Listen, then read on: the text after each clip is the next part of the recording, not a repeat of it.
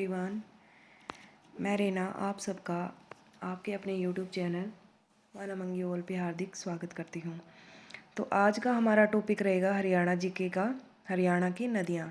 Very very important topic है exam point of view से। ठीक है, तो चलो हम आज के टॉपिक को शुरू कर लेते हैं। तो हरियाणा की नदियों के बारे में पढ़ेंगे या फिर हरियाणा के अपवाह तंत्र। ठीक है, तो हरियाणा की नदियों को दो भागों में बांटा गया है, जैसे उत्तर की नदियाँ और दक्षिण की नदियाँ। जो उत्तर की नदियाँ हैं वो तो है 5 और दक्षिण की नदियाँ हैं 4। ठीक है, तो पहले हमें ये पता होना चाहिए कि जो उत्तर में हरियाणा के पहाड़ियाँ पड़ती हैं वो कौन सी है और कहाँ से कौन सी नदी निकलेगी। ठीक है, तो एक बार हम देख लेते हैं। तो जैसे आप देख सकते हो इस मैप में, जो हरियाणा के उत्तर में है वो है शिवालिक की पहाड़ियाँ। ठीक है, और दक्षिण में आएंगी अरावली की पहाड़ियाँ। और जो पंचकुला है, पंचकुला में है मोरनी हिल्स। ठीक है, तो मोरनी हिल्स की जो सबसे ऊंची चोटी है वो है करो चोटी, जो कि 1514 मीटर ऊंची है। हरियाणा की सबसे ऊंची चोटी है ये। फिर आता है अरावली की पहाड़ियाँ। अरावली की पहाड़ियाँ हैं दक्षिण में। ठीक है, फिर मेवात में है, जैसे मेवात में कोटला हिल्स हैं, महेंद्रगढ़ में डोसी की हिल्स हैं जो कि 652 मीटर ऊंची है उसकी चोटी। भिवानी में आती है तो साम हिल्स। ठीक है, और महेंद्रगढ़ में च्यवन ऋषि की गुफाएं भी हैं, जिन्होंने च्यवनप्राश की खोज की थी, च्यवन ऋषि ने। ठीक है, इन्हीं के नाम पर च्यवनप्राश का नाम पड़ा था, च्यवन ऋषि के कारण ही। तो विश्व की जो सबसे ऊंची चोटी है वो तो है माउंट एवरेस्ट, जिसकी ऊंचाई है 8848 मीटर। लेकिन जो भारत की अगर पूछ ली जाए तो केटू है 8611 मीटर ऊंची। और फिर है हरियाणा की सबसे ऊंची चोटी कौन सी होगी? करो चोटी 1514 मीटर ऊंची है। ठीक है, तो ये मैंने आपको अभी बताया है कि मोरनी हिल्स कहाँ पर है? पंचकुला में, कोटला हिल्स मेवात में, डोसी हिल्स महेंद्रगढ़ में और तोसाम हिल्स भिवानी में। याद रखना है, ये बातें इंपॉर्टेंट है। ये मोरनी हिल्स कई बार पूछा जाता है कि मोरनी हिल्स कहाँ पर है, तो कहाँ पर है? पंचकुला में है। ठीक है, फिर आप इस मैप में देख सकते हो, जैसे इसमें उत्तर की नदियाँ बता रखी हैं। ठीक है, उत्तर की नदियाँ हैं 5। कौन कौन सी हैं? घग्गर नदी है, टांगरी नदी, मारकंडा नदी, सरस्वती नदी और यमुना नदी। ठीक है, जो घग्गर नदी है वो निकलेगी हिमाचल प्रदेश के डगसोई नामक स्थान से निकलती है ये। ठीक है, डगसोई से निकलकर और फिर पंचकुला में एंटर कर जाएगी ये। और ये पंजाब और हरियाणा के बीच 250 किलोमीटर की लंबी सीमा बनाती है। कौन सी नदी? घग्गर नदी। ठीक है, और फिर जो टांगरी नदी है ये एकमात्र ऐसी नदी है जो कि हरियाणा से निकलती है। ठीक है, फिर जैसे मारकंडा नदी आप मैप में देख सकते हो, मारकंडा नदी भी हिमाचल प्रदेश के नाहन नामक स्थान से निकलेगी। और फिर जो ये सरस्वती नदी है ये सिरमौर नामक स्थान से निकलेगी हिमाचल प्रदेश के। और फिर उत्तराखंड में बंद्रपूंछ नामक स्थान से कौन सी नदी निकलती है? यमुना नदी। ठीक है, और यमुना नदी पर यमुनानगर के अंदर एक ताजे वाला बांध भी बनाया गया है, या फिर उसको हथेनीकुंड बांध भी बोल दिया जाता है। ठीक है, इसको थोड़ा सा डिटेल में बता देती हूँ एक बार मैं घग्गर नदी के बारे में। तो घग्गर नदी कहाँ से निकलेगी? हिमाचल प्रदेश के डगसोई की पहाड़ियों से निकलती है और पंजाब और हरियाणा के बीच में लगभग 250 किलोमीटर लंबी सीमा बनाती है।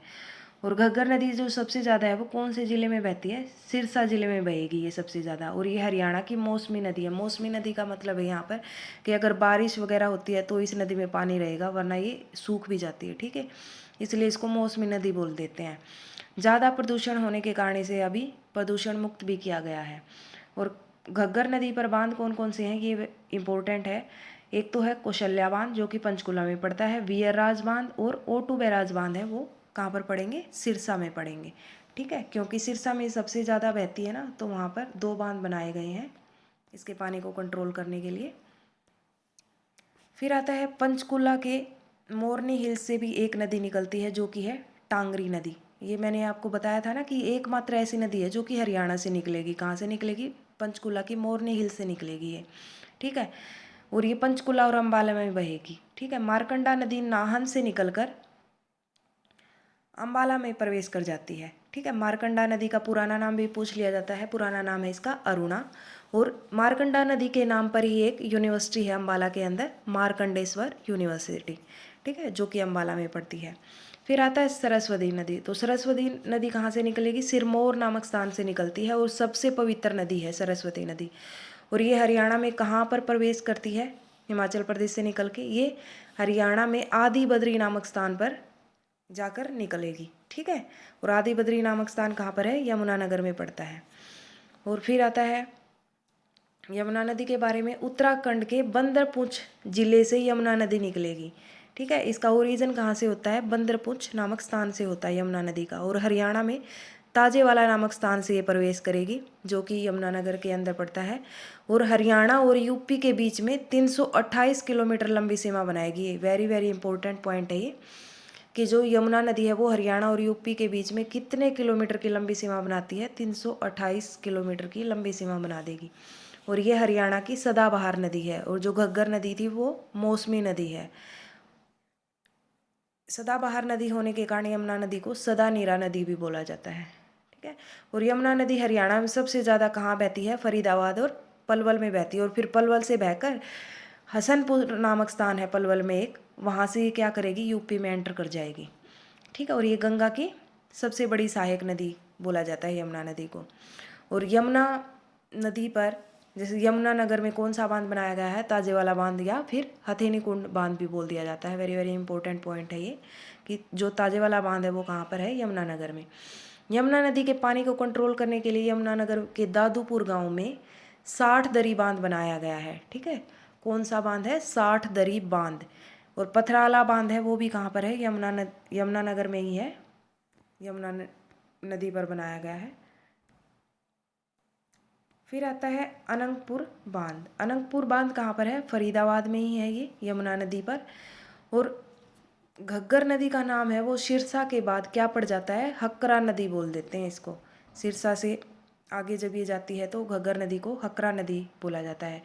ये थी उत्तर की 5 नदियाँ। अगर आप इसको ट्रिक से याद करना चाहते हो, अगर याद ना रहे तो मैंने यहाँ पर एक ट्रिक भी शेयर कर रखी है आपके साथ, तो आप इसमें देख सकते हो। जैसे ये मैंने एक सेंटेंस लिख रखा है, TUMSG, ठीक है। इसका मतलब है, तुम मान लेना कि तुम, TUM से तुम, और S से श्री, और G से गणेश, तुम श्री गणेश कहते हो शिव को, ठीक है। तो इससे आपको याद रह जाएगा, T से क्या बन जाएगा? टांगरी, U से यमुना, M से मारकंडा, S से सरस्वती, और G से घग्गर बन जाएगा, ठीक है। और कई बार सहायक नदी भी पूछा जाता है इनकी, तो बीच का जो ये U है ना, ये छोड़ देना बस। T से सीधा M पे चले जाना। टांगरी की सहायक नदी होगी मारकंडा, और फिर मारकंडा की होगी सरस्वती, और सरस्वती की होगी घग्गर नदी, ठीक है। और ये कहाँ से निकलती हैं सारी नदियाँ? यमुना को छोड़ के शिवालिक की पहाड़ियों से निकलती हैं ये। और जो यमुना है वो उत्तराखंड से निकलती है, ठीक है। ये तो थी उत्तर की नदियाँ। फिर आता है दक्षिण की नदियाँ। दक्षिण की नदियाँ हैं वो 4 हैं, ठीक है। दोहन नदी है, साहिबी नदी है, और एक इंदौरी नदी है, और एक कसोटी नदी है, या फिर कृष्णावती नदी भी बोल देते हैं, कसावटी भी बोल देते हैं, ठीक है। कई नाम है कृष्णा नदी के। तो ये है दक्षिण की नदियाँ। तो दक्षिण की नदियाँ कहाँ कहाँ से निकलती हैं वो एक बार हम देख लेते हैं। जो दोहन नदी है और जो साहिबी नदी है, दोनों ही राजस्थान से निकलेंगी। दोहन नदी निकलती है राजस्थान में, एक जगह का नाम है नीम का थाना, नीम का थाना नामक स्थान से निकलेगी, और महेंद्रगढ़ से हरियाणा में प्रवेश कर जाएगी, ठीक है। और साहिबी नदी है वो भी राजस्थान के जीतगढ़ नामक स्थान से निकलेगी और रेवाड़ी में प्रवेश कर जाएगी। और फिर मेवात से बहती हुई नजफगढ़ में जाकर क्या हो जाती है? लुप्त हो जाती है, मतलब ख़त्म हो जाती है। और रेवाड़ी में सिर्फ 4 किलोमीटर ही बहती है साहिबी नदी। और साहिबी नदी के ऊपर रेवाड़ी में एक बांध बना रखा है, उस बांध का नाम है मसानी बांध, ठीक है। फिर कृष्णावती नदी या फिर कसोटी नदी या कसावटी नदी भी बोल देते हैं इसको, ये कहाँ से निकलती है? ये भी नीम का थाना से निकलती है राजस्थान के, और महेंद्रगढ़ से हरियाणा में प्रवेश करती है, ठीक है। महेंद्रगढ़ में जो ढोसी की हिल्स है वहाँ से ये प्रवेश कर जाएगी हरियाणा के अंदर। और मेवात में इंदौर नामक स्थान से निकलेगी इंदौरी नदी, ठीक है। तो ये तो थी दक्षिण की 4 नदियाँ।